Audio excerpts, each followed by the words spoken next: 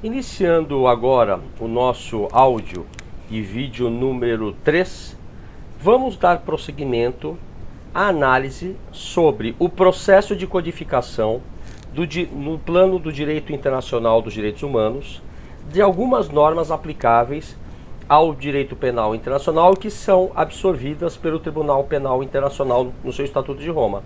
Eu citei o Liber Code, eu falei da Convenção de Genebra, e um terceiro ato que leva a esta codificação é o Comitê Internacional da Cruz Vermelha, de 1876, que cria a Cruz Vermelha.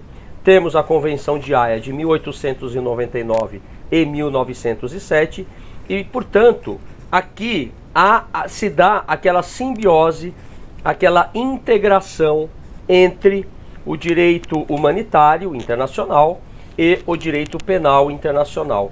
Portanto, a partir dessa simbiose, é que nós encontramos uma clara percepção de que não é possível proteger os direitos humanos no plano internacional e mesmo nacional se não houver uma codificação adequada, permanente, prévia ao cometimento dos crimes previstos, respeitando o princípio da anterioridade da lei penal, no plano internacional.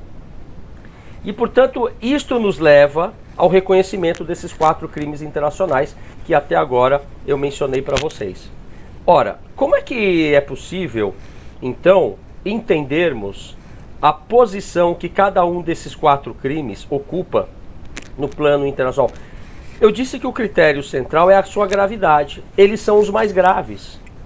Eles são considerados os piores crimes na civilização, pela civilização. E é possível estabelecer uma hierarquia entre eles? Vejam só, se você pensar numa escala decrescente, nós seguiremos a seguinte ordem: crime de genocídio, crimes contra a humanidade, crime de guerra e crime de agressão, como eu falei, não é? Então, por exemplo, no caso do crime de genocídio do Estatuto de Roma, ele é considerado tão grave, não é, que é o único crime em que aliás, ele é o crime em que no primeiro momento recebeu o reconhecimento pelos tribunais de que era possível a participação, não é? O que é reconhecido no artigo 25, item 3, alíneas E do Estatuto de Roma. E isso acontece com o uso da mídia para incitar o genocídio, Der Stürmer, no caso do nazismo, as rádios ruandesas que incentivaram o genocídio em Ruanda, né? Então, no caso do crime de guerra, ele admite a excludente por cumprimento de ordem, né? Desde que a ordem não seja manifestamente ilegal. O crime de guerra é caracterizado por ser cometido por combatentes contra não combatentes, ou contra combatentes já rendidos, que não mais combatem. Já vimos isso. No caso deste crime de guerra, quando o indivíduo é acusado por tê-lo cometido, ele normalmente usa como defesa: eu cumpri ordens, o cumprimento de ordens. Eu era um militar, eu não podia deixar de cumprir ordens. Lembro que o direito militar ele é interpretado à luz de 2 princípios importantes: hierarquia e disciplina. Entretanto,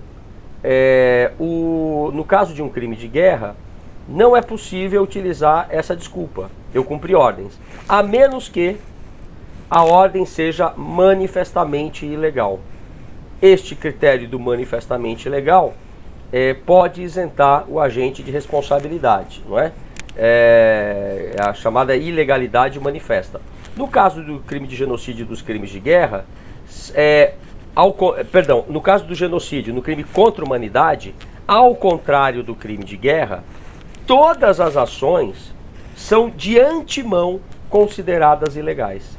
Enquanto o crime de guerra permite ao acusado demonstrar que era impossível, moralmente impossível, recusar o cumprimento da ordem, por exemplo, ele estava sob ameaça de um fuzil, ou a sua família, né, que estava capturada se ele não cometesse certos atos, e se não fosse manifestamente ilegal a ordem a ser cumprida, admite-se a exceção, né, a não punição.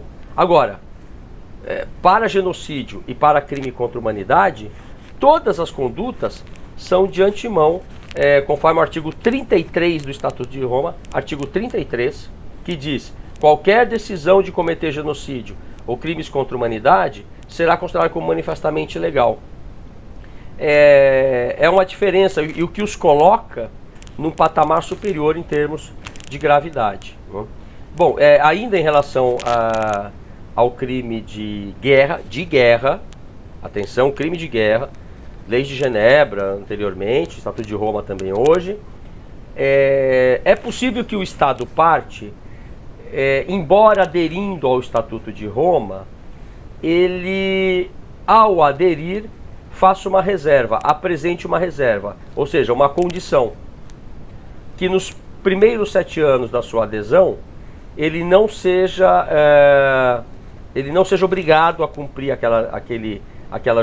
observar aquela jurisdição, caso existam suspeitos no seu território de terem cometido esses crimes. Então vejam lá no artigo 124 do Estatuto de Roma, não é? Um Estado que se torna Estado parte no Estatuto de Roma poderá declarar que, durante um período de 7 anos a contar da data da entrada em vigor do Estatuto no seu território, portanto ele adere e ratifica, aí entra em vigor no seu território, não aceitará a competência do Tribunal Penal Internacional relativamente a categorias de crimes de guerra. Crimes de guerra. Quando haja indícios de que um crime tenha sido praticado, cometido por nacionais seus ou por estrangeiros no seu território. Ora, o crime de guerra admite esta não vigência por 7 anos no território do Estado parte, que tenha essas condições apresentadas aqui. Agora, genocídio e crime contra a humanidade são tão graves que não existe esse tipo de condicionamento. Eu queria fazer essas observações preliminares, não é? Para voltarmos agora ao crime de agressão. A evolução da definição do crime de agressão obedece a alguns fatos, a algumas ocorrências cronológicas aqui. Primeiro, a assinatura do Tratado de Assistência Mútua, 1923, portanto já terminada a Primeira Guerra Mundial, mas antes da Segunda Guerra Mundial. Eu estou falando de países que estão assinando tratados que garantem a estabilidade internacional. Crime de assistência mútua.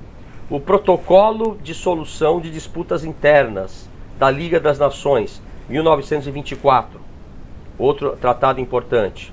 O Pacto Briand-Kellogg, de 1928, mas que era um pacto que não previa qualquer sanção também, para manter a paz. A Carta de Londres do Tribunal Militar Internacional Criminal de Nuremberg e do Tribunal para o Extremo Oriente também, né? Que trouxeram o quê? O crime de destruição da paz e conluio para destruir a paz, que era baseado, este crime foi uma das acusações de Nuremberg em Tóquio, foi baseado exatamente nos tratados assinados pós Primeira Guerra, que foram violados pelo Eixo, né? E finalmente, importante agora, a Resolução 3314 de 1974 das Nações Unidas. Vou falar desses atos no próximo áudio, no próximo vídeo, e para a gente poder entender como se dá essa evolução do crime de agressão. Muito obrigado.